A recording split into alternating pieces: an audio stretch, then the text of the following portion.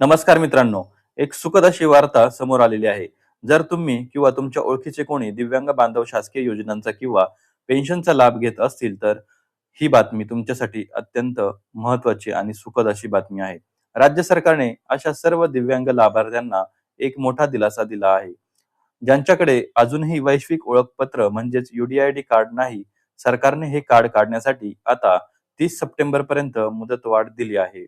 सर्वात महत्त्वाची आणि आनंदाची गोष्ट म्हणजे जोपर्यंत तुम्ही हे कार्ड काढत नाही, म्हणजेच 30 सप्टेंबर पर्यंत तुमचं अनुदान किंवा पेन्शन बंद होणार नाही.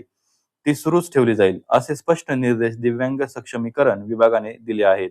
या निर्णयाचा फायदा जसे संजय गांधी निराधार योजना, श्रावण बाळ योजना, इंदिरा गांधी वृद्धापकाळ विधवा आणि अपंग निवृत्तीवेतन योजना, ज्यांच्याकडे जुने वैद्यकीय प्रमाणपत्र आहे त्यांचे अर्ज स्वावलंबन पोर्टलवर भरून घेण्याचे आदेश तहसीलदारांना देण्यात आलेले आहे.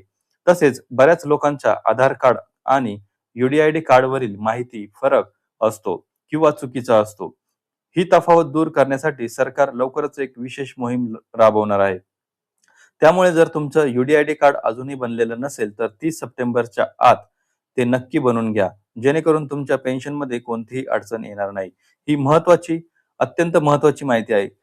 त्यामुळे आपल्या दिव्यांग बांधवांपर्यंत आणि गरजू लोकांपर्यंत हा व्हिडिओ नक्की शेअर करा.